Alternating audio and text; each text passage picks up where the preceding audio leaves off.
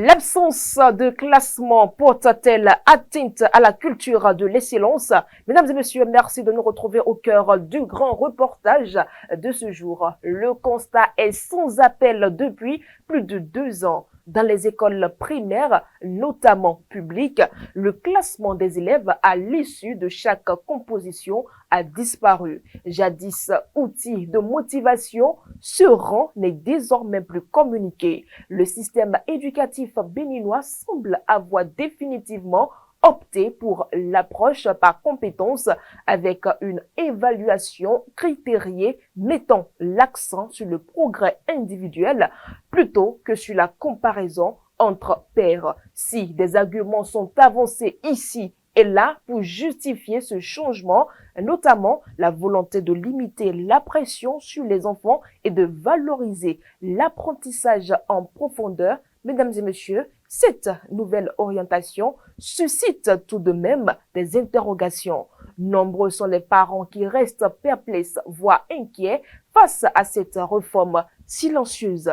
Pour eux, l'absence de classement pourrait nuire à la culture de l'excellence, à l'esprit d'émulation et au goût de l'effort. Alors, cette disparition du classement, mesdames et messieurs, est-elle vraiment bénéfique pour nos enfants ou compromet-elle au contraire la quête de performance et d'excellence qui a longtemps façonné l'école béninoise? Élément de réponse dans ce grand reportage signé Amanda Esmeralda Dake et Patrice Ayronton. Depuis quelques années, le Bénin entend dépoussiérer les pratiques d'évaluation et généraliser l'approche par compétence. Évaluer par compétence exige de ne plus s'intéresser exclusivement à la quantité de connaissances que possèdent les apprenants, mais à la manière dont ces derniers les mobilisent. L'autonomie de l'apprenant est au cœur même de cette approche.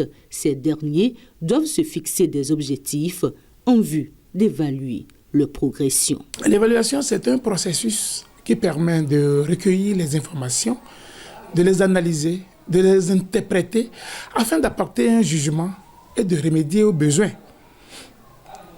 Maintenant, lorsqu'on administre l'épreuve et les enfants composent, on les recueille, on recueille les informations. Pour pouvoir les analyser, interpréter, nous nous basons sur des critères. Donc les critères sont ceux sur quoi l'on se base pour pouvoir appréhender une copie. Maintenant, au primaire, nous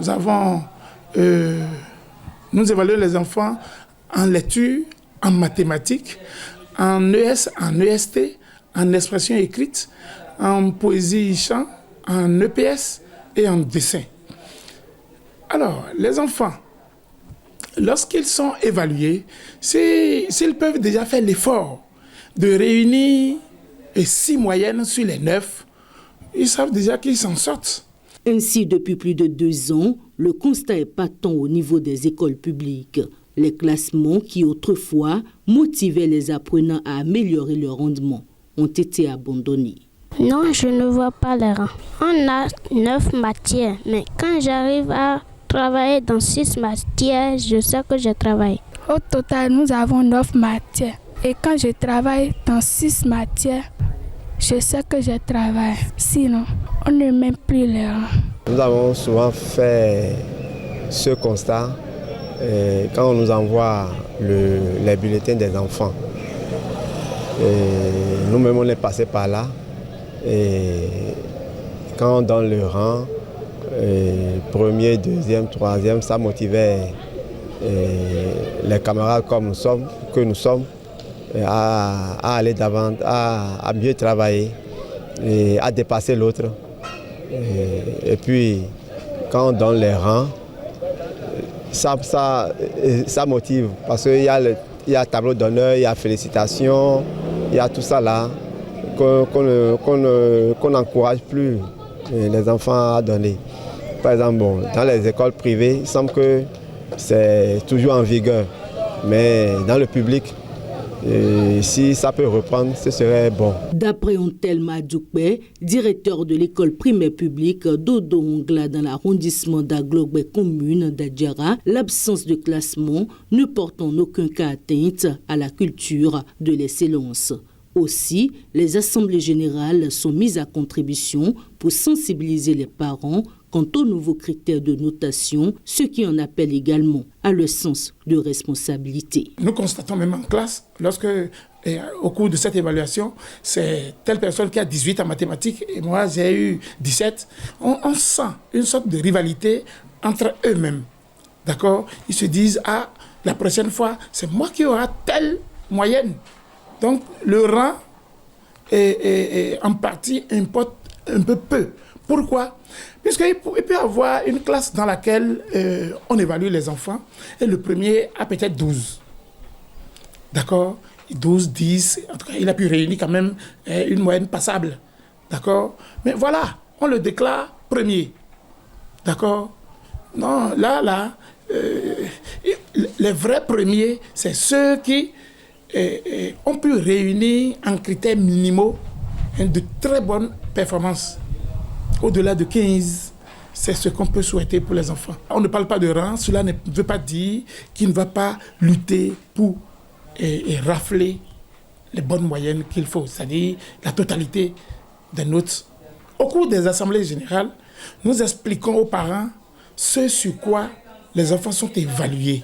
Et puis si les disciplines que nous faisons, que nous enseignons, on explique aux parents que les enfants sont évalués sur 9 matières données. D'accord? Maintenant, sur les 9, si l'enfant peut déjà avoir 6 moyennes, il a déjà pu tirer son épingle du jeu et puis ça va. Donc, à vos parents, aidez-nous aussi à ce qu'il ne se repose pas trop. On n'a pas dit que l'enfant ne peut pas jouer, parce qu'en jouant, en s'amusant, ça développe également son sens. Mais nous devons être là comme de bons guides en les orientant.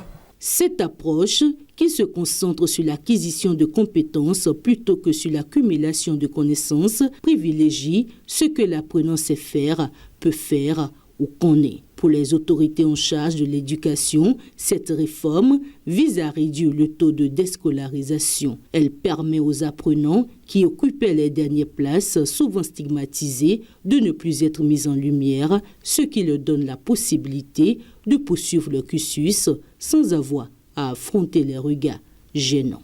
Notre système éducatif a adopté le modèle d'élaboration des programmes qu'on appelle l'approche par compétences. Et ce modèle met l'accent sur les compétences que les apprenants sont censés acquérir à la suite de leurs études. Qui dit compétences dit certaines habiletés, certaines connaissances, certaines attitudes. Et donc, notre système éducatif veut mettre l'accent sur les apprentissages réels que font les écoliers, les élèves, les étudiants, en adoptant une autre façon d'évaluer. Globalement, on peut distinguer une évaluation qu'on appelle l'évaluation critériée, qui est basée sur les critères. On veut voir si l'élève, l'apprenant, a satisfait aux critères de réussite pour qu'on puisse dire qu'il a réussi tel ou tel apprentissage.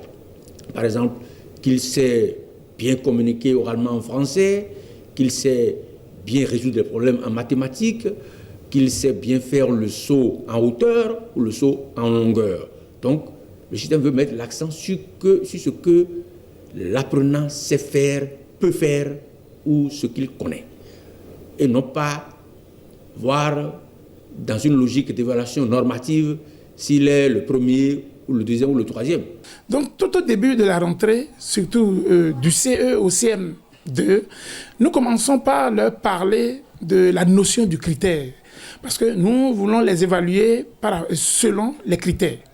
Et les critères sont des paires de lunettes qu'on porte à chaque instant pour pouvoir appréhender. Par exemple, quand je prends une épreuve de lecture, le C1 en lecture, c'est la compréhension globale. Les paires de lunettes que je porte là pour pouvoir appréhender le C1 ne sont pas les mêmes que je dois encore reporter pour pouvoir appréhender le C2. D'accord? Et c'est pareil pour le C3. Et en mathématiques, c'est aussi comme ça. Le C1, lorsque l'enfant à utiliser les données utiles, il a les notes qui sont appropriées au C1. Maintenant, lorsqu'il répond encore, lorsqu'on vient au niveau du C2, les notes qui conviennent, on va les lui accorder. Si l'enfant est sanctionné en C1, il n'est pas dit nécessairement qu'il sera encore sanctionné au C2. Donc, à la fin, l'élève n'est pas à comparer à quelqu'un d'autre. Il est comparé à lui-même.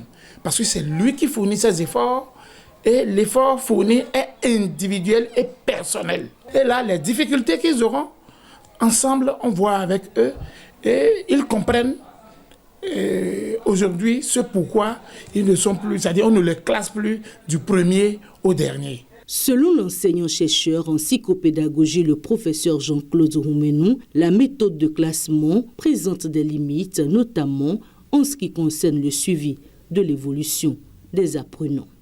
Si on adoptait cette logique de classement des rangs, quelqu'un peut être le moins mauvais en apprentissage de la lecture. Mais en réalité, il ne sait pas lire. Mais il est le moins mauvais de ses camarades. Et si on devait s'en tenir seulement aux critères, peut-être il mérite seulement 3 sur 20. Mais en ayant 3 sur 20, il est le premier de la classe. Alors qu'il ne sait pas lire, ou bien il ne sait pas faire le calcul, il ne sait pas résoudre des équations mathématiques. Donc la logique que notre système a retenue, c'est la logique de l'évaluation critériée, qui est basée sur les critères. Est-ce que l'apprenant il sait faire la lecture en français de manière courante et qu'il comprend ce qu'il lit? S'il satisfait à ces conditions, on dit qu'il a acquis la compétence. À un certain degré, soit compétence acquise de manière maximale, ou bien compétence acquise moyennement ou partiellement. Là, on sait ce que l'apprenant vaut à la suite de son apprentissage. Les classements, ça peut tromper. Le premier de la classe peut avoir 10. Ça veut dire que cette classe-là n'est pas une classe performante. Il a 10 sur 20.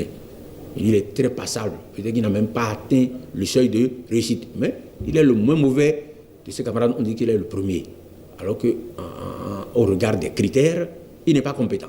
Toutefois, il est essentiel que les autorités à divers niveaux du système éducatif béninois réfléchissent davantage à une adaptation de l'approche par compétences en vigueur dans nos écoles afin de mieux l'aligner avec les réalités locales.